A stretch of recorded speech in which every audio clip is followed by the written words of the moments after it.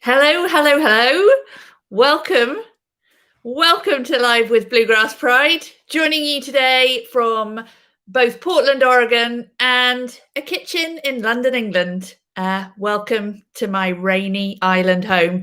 As those of you who've joined us before will know, this is a series that highlights diverse artists and their lives. And Bluegrass Pride, as I'm sure you already know, is a non-profit devoted to uplifting LGBTQ plus voices in bluegrass, old time, and American traditional music by spreading the message that bluegrass is for everyone.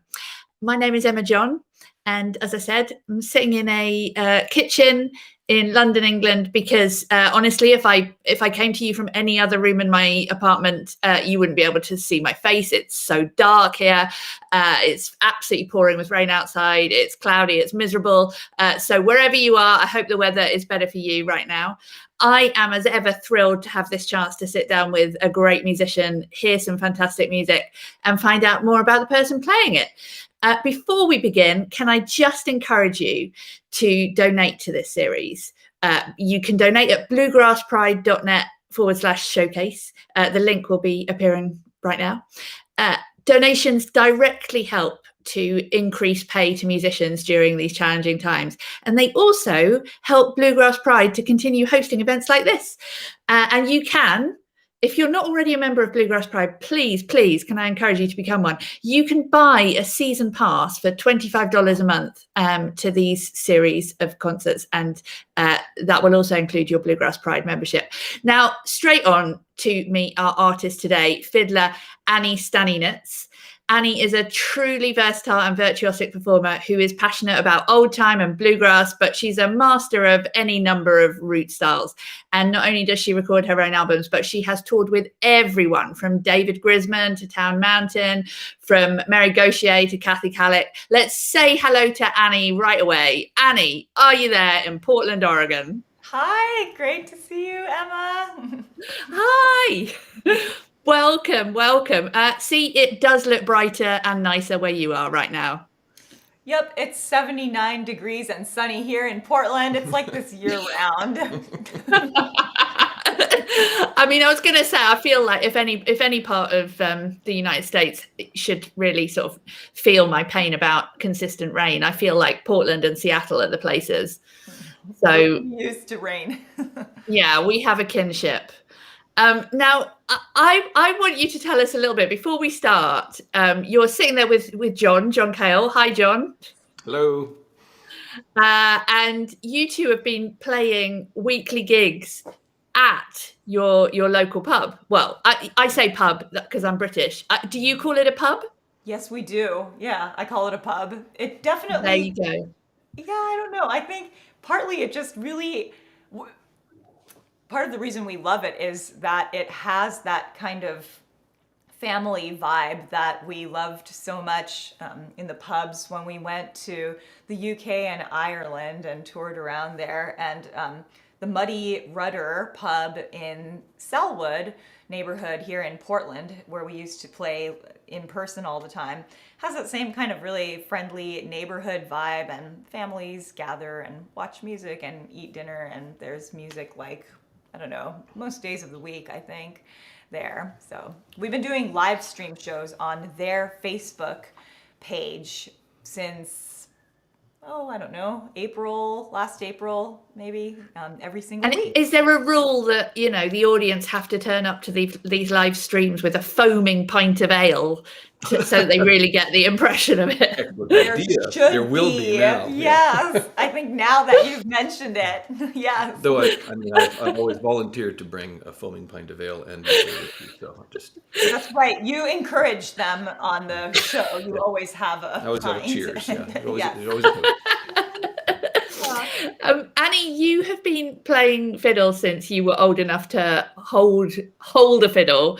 Is it true that your parents met through playing traditional music? Is that a true story, or is that an urban legend? Yeah, kind of. My mom played a little bit, and my dad always played guitar and sang. And my mom is from Japan. My dad is from Czechoslovakia, and when he was doing a dental internship in Japan, they met at a mutual friend's house who are themselves avid old time fans and play music as well. And so they were playing music there, and my mom, and dad met at their house. And John Herman, the famous old time banjo player, was also hanging out with my parents and their friends, Kanchan and Kenchan, at that time too. So yeah, it is a true story. So was the fiddle kind of destined for you, do you think? I don't know. I mean, now I can't imagine being without it. It wasn't always like that. I think they just started me on fiddle because they wanted music to be part of my life. I wasn't good about practicing as a kid, but I always really loved bluegrass and old time, and that was more fun than Suzuki because I never felt like I had to practice that. So of course that's what I wanted to do more. And I just had positive associations with it. Like my dad would take me to these campouts and jamming potlucks. And it was, I just always had a lot of fun with it. Yeah. I mean, what were some of the defining musical encounters or festivals from your childhood? What were the things that really, made you think, I want to do this for a job? Definitely growing up and going to the Grass Valley Father's Day Bluegrass Festival every year was a huge influence. There's just so many incredible Bay Area and California musicians and performers that toured through California that I got to see at Grass Valley. And so I was really influenced by a lot of people there and getting to jam there. Chubby Wise was my first favorite fiddler. I got to see him perform at Grass Valley and take pictures with him when I was about 5 years old. I fell in love with his fiddling. Also, Paul Shalaski is one of my best friends and favorite fiddlers, and I grew up listening to him jam and perform at Grass Valley, as well as Kathy Kallick, who I play with now. So yeah, it's just been a really big part of my musical life since I was born. You haven't mentioned the fact that I happen to know that you had a poster of Chubby Wise on your wall. Yes, that's true. He was my favorite fiddler, and I remember I got a autograph. Actually, I think that this image is, if you do a search, I think it's online somewhere of me getting his autograph on his poster, and it's still above my childhood bed in my mom's house. But I just remember I had this poster of Chubby Wise above my bed, and whenever my friends came over in elementary, middle, high school, everybody was like, who is that? And everybody had sure. You were the envy of every teen girl, I'm sure. Yeah. Spice Girls and Britney Spears, or I don't know. Yeah, and I had Chubby Wise above my bed. I like telling about it though. I think that's beautiful. I mean, that's a whole other way of promoting bluegrass, is like just having posters on your childhood walls and trying to encourage you. I had exactly the same thing, but not with bluegrass. I did the same thing with cricket. I had, in my teenage years, I had posters of cricketers on my walls because I still am obsessed with the sport of cricket. And my friends had a very, very, very similar reaction. I mean, they just thought, well, they were pretty candid about the fact they thought I was weird. Hey, I think that's totally fine. Imagine the cricketers might be more conventionally attractive than Chubby Wise. I don't know, but these ones weren't. He'll be very cute with his big bushy beard. Yes, got kind of a Santa Claus vibe, Bluegrass Santa. I mean, as we know, there is nothing more appealing than a bluegrass musician of any and all genders. Bluegrass makes you sexy. We know that. So with no further ado, gotten out. We need to spread the word. Without further ado, would you like to prove this by playing us some music? I think you're going to. I think your first set is actually going to include some Paul Shalaski, who, as you just said, was one of your influences. Yeah, I was trying to think of some tunes to play on this set, and this first one is a tune that Paul Shalatsky wrote called "All the Way Across Texas," and it's just a nice melody. I don't think a ton of people know it, so I thought it would be fun to share that with you all. So that's the. Sure, I'm still. Let's see.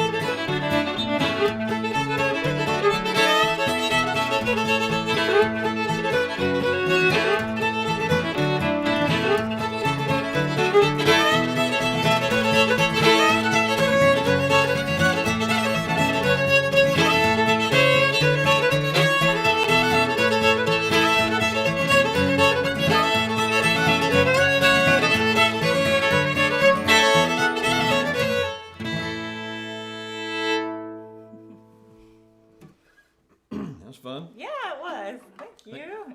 Thanks, Paul, for writing that one. Yeah, I'm gonna switch fiddles. That's right. I have one tune that I was playing cross tune there. Yeah, this next song that we have picked out is, I just think of it as a traditional bluegrass song, but it goes back farther. It's called "Sad and Lonesome Day." I think it comes from the Carter family. Did you It's say? the earliest recording I know of, yeah. But yeah, I feel like It's been done by Bill Monroe and Red Allen and yeah, that's all sorts of folks. yeah. Over the We years. play a lot of bluegrass, or did anyway, before all this stuff. But let's see. Yeah. Okay. All right. Here's "Sad and Lonesome Day." John's gonna sing it for you.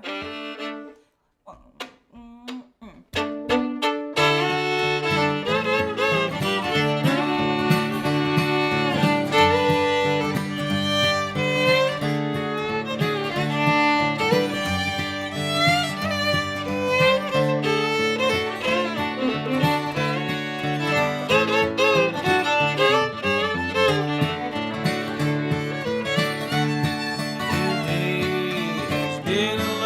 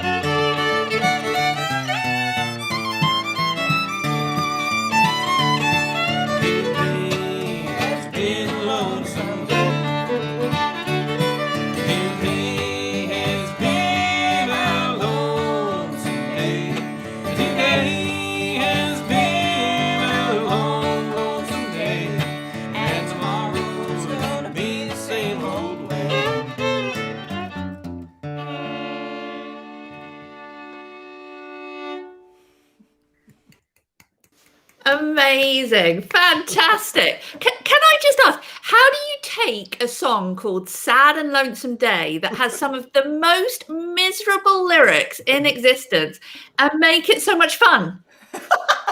Bluegrass music.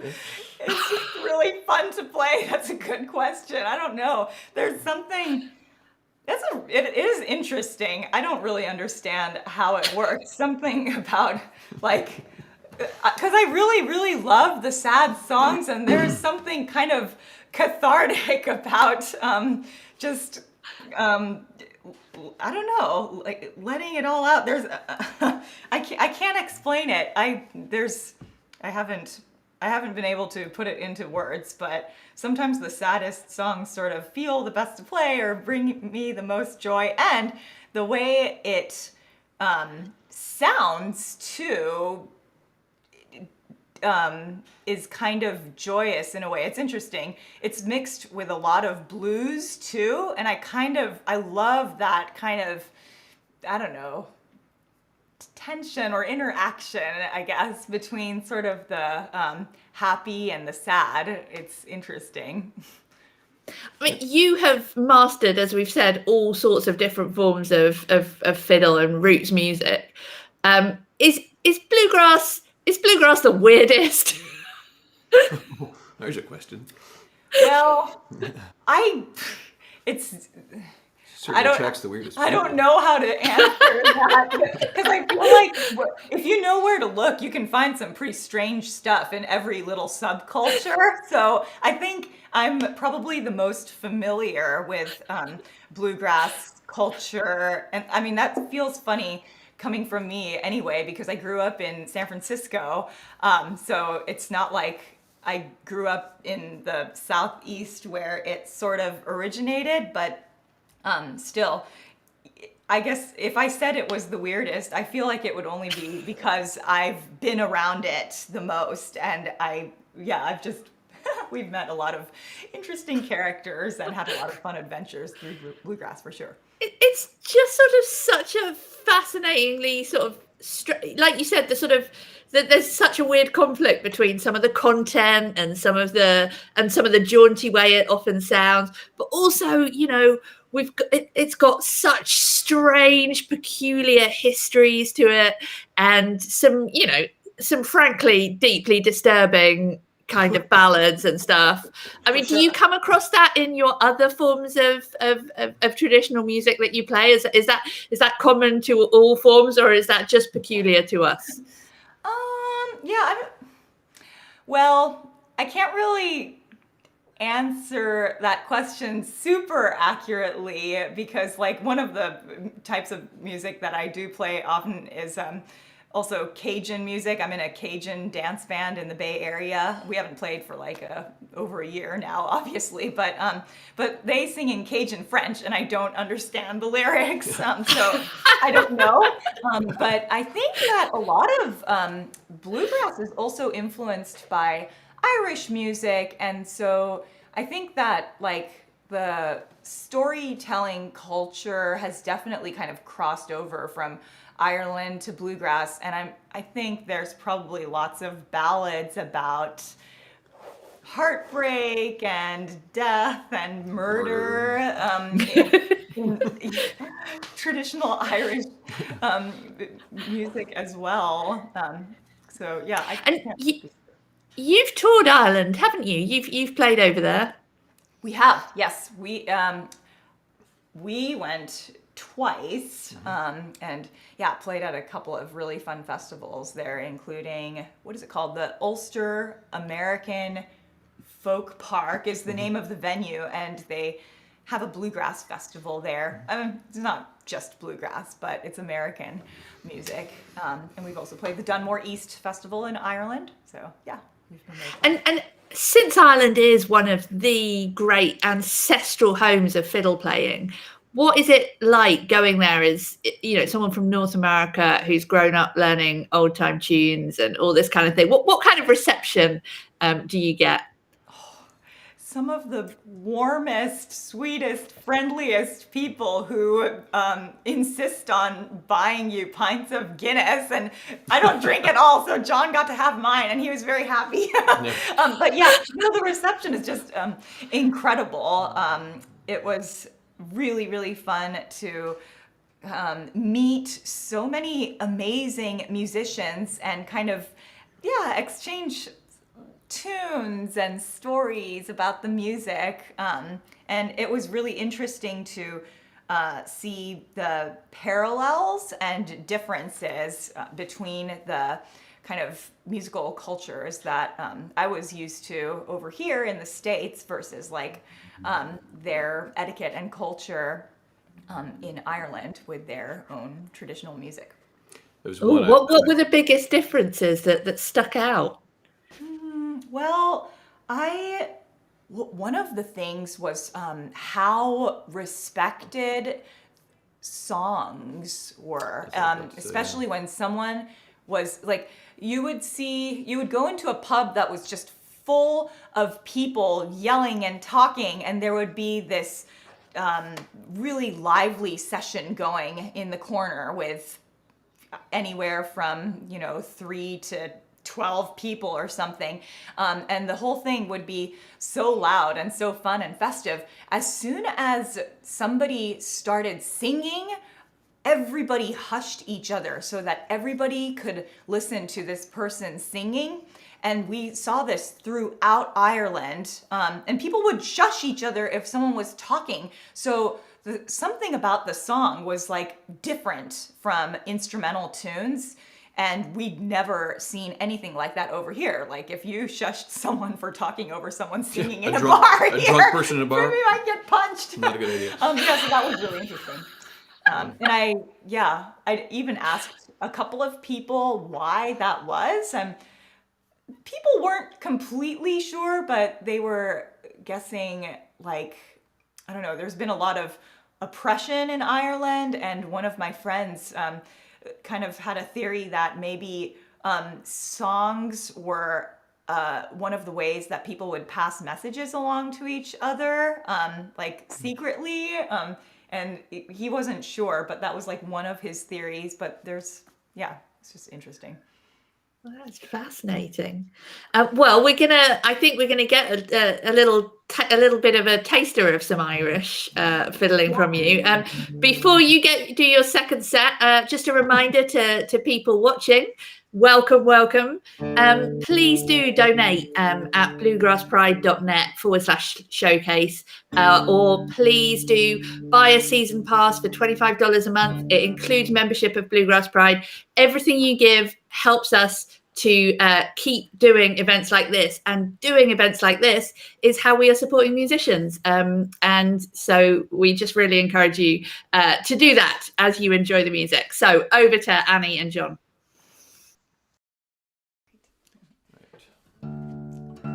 So this next set of tunes that we have picked out is a set of, I think, traditional Irish reels. I'm definitely not mainly an Irish fiddler by any stretch, but I really love the fiddling style, and so I kind of dabble in it here and there. And this set comes from a lady named Grania Murphy, and we call it the Tree Gap set. I think the tunes are Tree Gap, Mountain Dew, and Finbar Dwyers. I hope I have that right. 1, 2, 3, 4.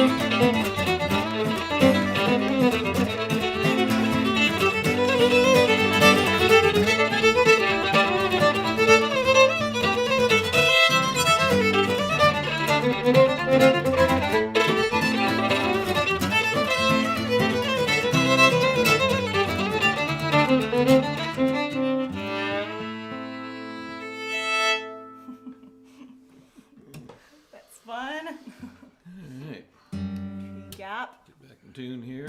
Yeah. So, segueing back to American music, this next song that we have picked out is one that comes from Charlie Poole. It's been done by a whole bunch of people. I was inspired to learn it several years ago when I was at Ron Thompson's High Mountain Hay Fever Festival in Colorado, and I got to see David Davis and the Warrior River Boys for the first time live, which was exciting because I'd been a fan for a while and listened to a bunch of their music, including the Basement tapes that Ray Davis put together, a series of radio shows.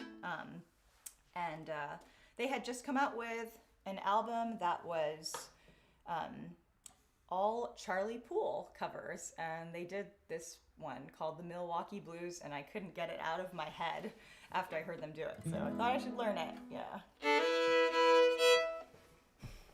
1, 2, 1, 2, 3.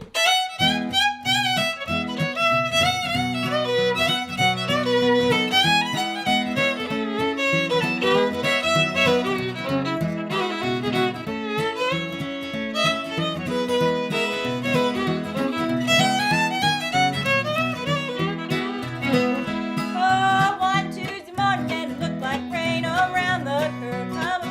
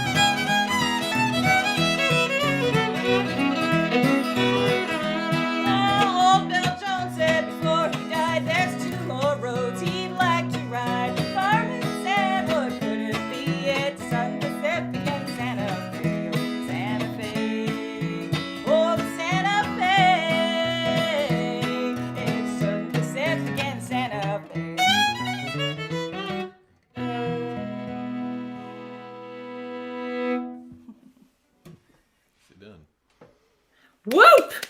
Whoop whoop!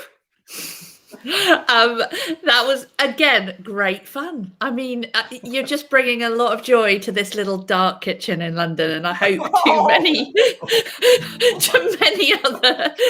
many other houses too right now.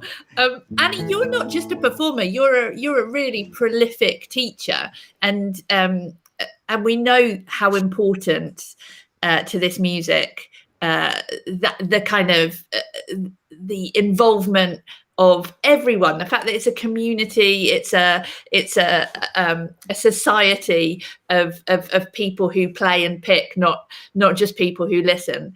But obviously this has been a really difficult year for all that stuff. We all love going to bluegrass camps, those of us who pick. That's one of something that people look forward to every year, and it's probably something teachers look forward to going and engaging with. How have you coped with not being able to see your pupils for a really long time? Yeah, that's a great question. Well, I guess I was fortunate because most of my students were willing to move online. So, and I always did have online students anyway, who weren't in the area. So we just moved all online. It's definitely better in person, but online is the next best thing. And yeah, as soon as we felt okay about it, started doing masked porch lessons and stuff like that. But fortunately, my teaching load didn't really change amazingly. I thought it would, but once we sort of settled into doing things the new way, I kind of just kept a regular schedule, and then we had our live stream gig every Thursday. So I guess I was very fortunate in that regard. And I even, what was quite amazing to me was, I'm not really like a guitar teacher. I have one guitar student, but we started. Is it John? Is John your student? I'm working on stealing all of John's licks. But we actually started, this kid started guitar lessons. He'd never picked up a guitar before, and we started online during the pandemic, and he's getting so good so fast. So it's just amazing to see what people can adapt to and how adaptable kids are, especially. I was super impressed that you could actually start someone out on instruments online, especially a really young person. So it was just kind of interesting to see what was possible. I suppose in some ways it's been a terrible time for jamming, but it's actually been a really good time for woodshedding because there's nothing else to do.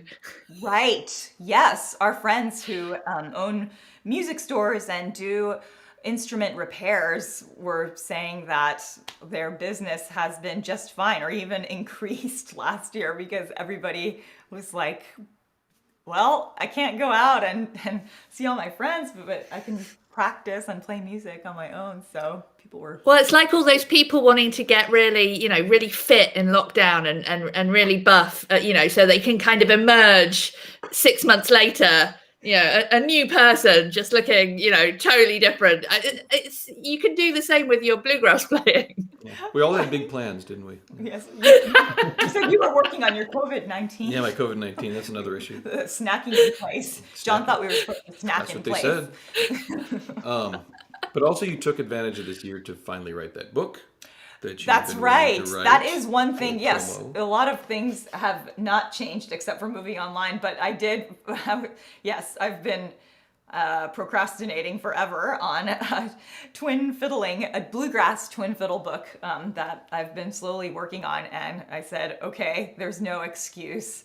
No excuses left. I have to just finish this because this is the time. I'm just home and I have time. So yes, I am just finishing up a bluegrass twin fiddling transcriptions teaching book. And it, has 34 solos from a bunch of my favorite twin traditional bluegrass recordings, and comes with audio stuff too. And in answer to Uncle Bobby, yeah, she teaches mandolin. Oh. She's a good mandolin player. Yeah, I mainly a fiddle teacher, but yeah, I would be. Yeah, sure. What about? Are you going to write a twin mandolining book next?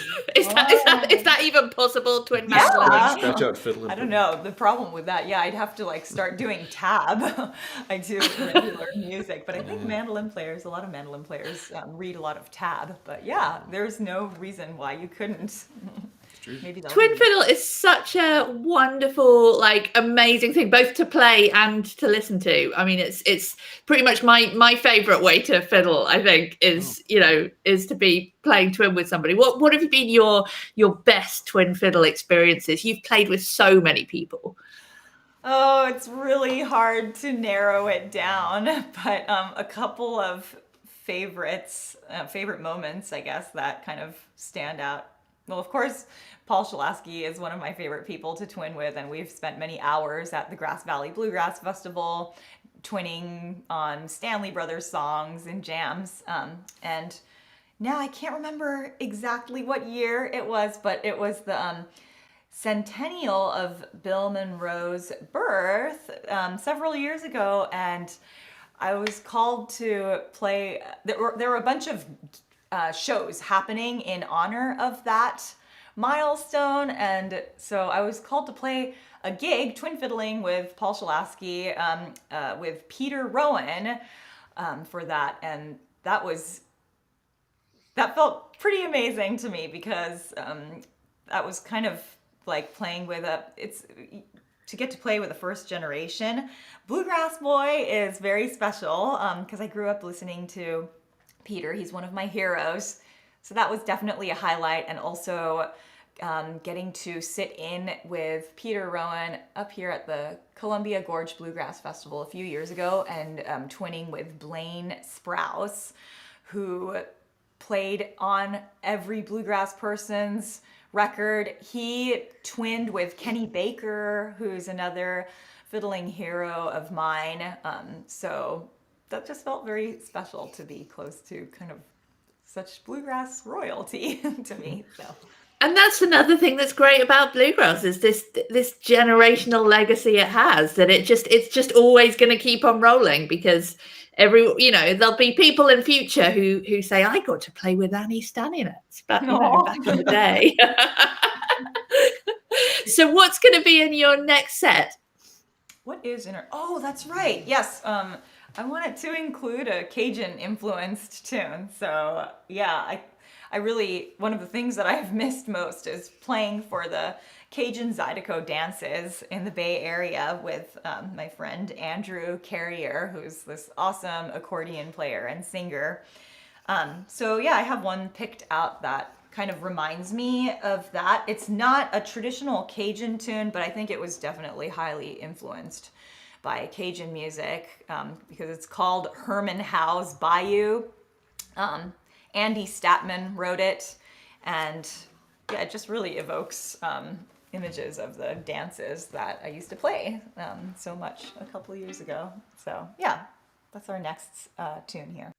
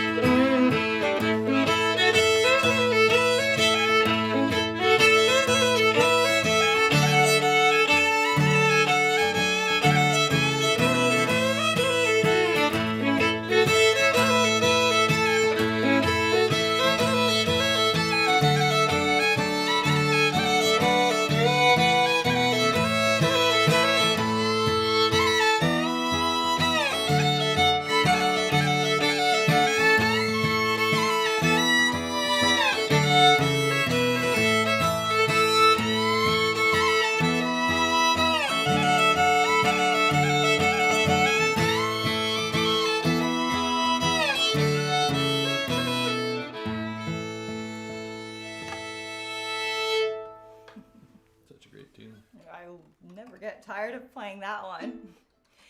And we have one more song picked out for you all today. Just ending with a traditional bluegrass number called the Montana Cowboy. I got this one from Vern Williams and Ray Park, and they're a huge influence on traditional California bluegrass. So yeah, I thought it would be appropriate to do one of theirs. Here's Montana Cowboy. 1, 2, 3.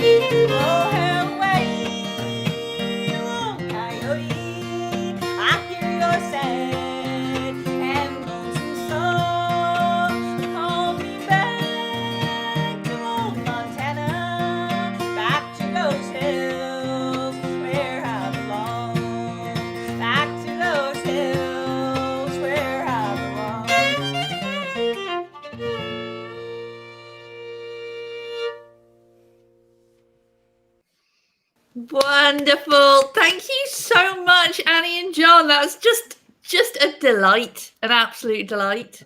I'm packing my bags for Montana right now, in my head, obviously, still can't go anywhere. But, in my imagination, I am.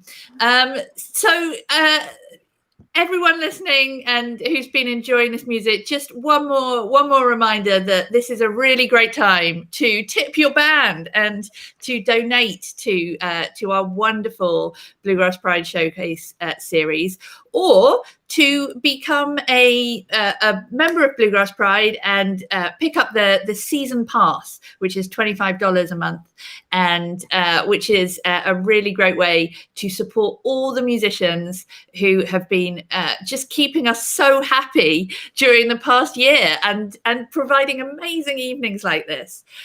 So one more thing that we really need to tell you about, which is even, just as exciting. I was about to say even more exciting, just exciting. All these events are equally exciting. But we are coming up to Porch Pride, which is a kind of a big deal in Bluegrass Pride life. It's our month-long Pride Festival, which we're hosting, and it kicks off on June the 6th. at 1 p.m. Pacific time. I say Pacific time like I know that's what that is. I mean, I live in England and we have GMT and BST. So Pacific time to me, I think that's what Annie and John are on, right? On the West Coast. West Coast. That's right. Okay, great.